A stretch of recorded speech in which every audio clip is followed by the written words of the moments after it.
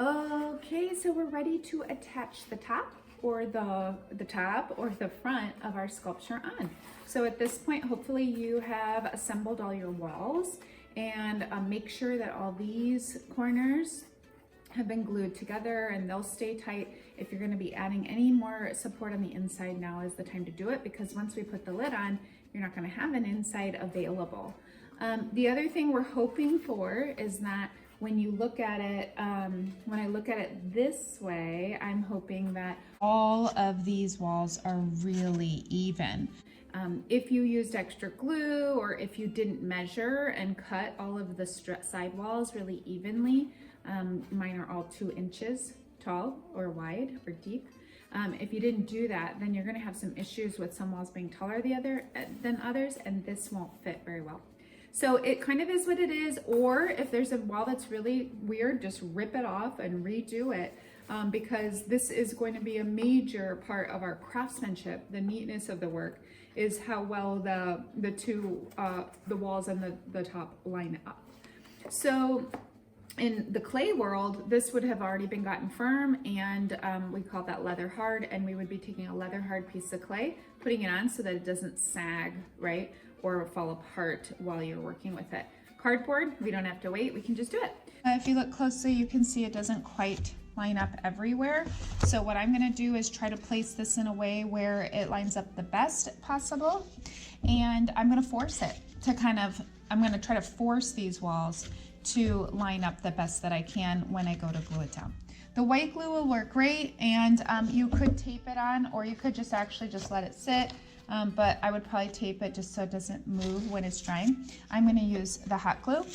You certainly could put your hot glue here, but I think it's probably easiest if I just go ahead and start gluing my piece down, and I'll probably start on, oops, my glue's not coming out.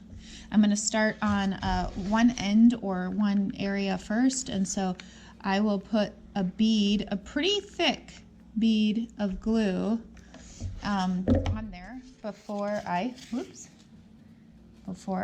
put it down. And I'm not just looking here for it to line up, but I'm looking everywhere, making sure that when I push this part down, the rest of it is already lined up, and then that way hopefully it'll be easier as I get there. So all I did was glue this one area, this one top part down, and now I'm going to have to come back and kind of try to keep gluing the rest. The problem with the hot glue is it dries so quickly that you can't quite do it all at once. So I do have to say that the white glue could potentially be an advantage at this point, because you would be able to set it down and let it glue a little slower. You can see here I'm forcing that wall in a little, right?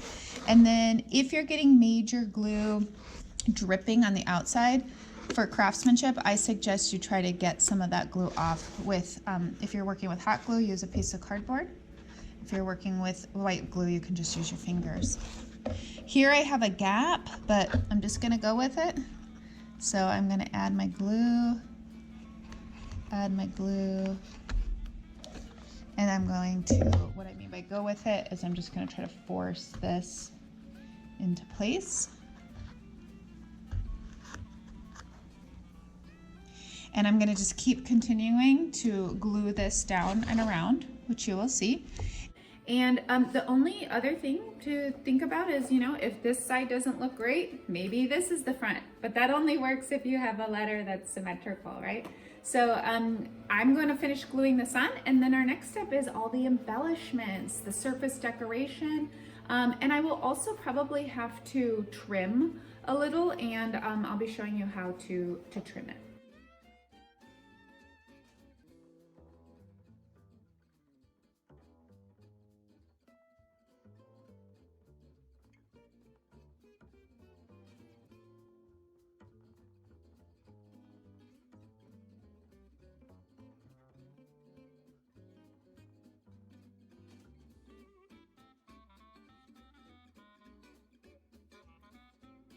So I got my lid on, or in this case, what will be the front of my sculpture.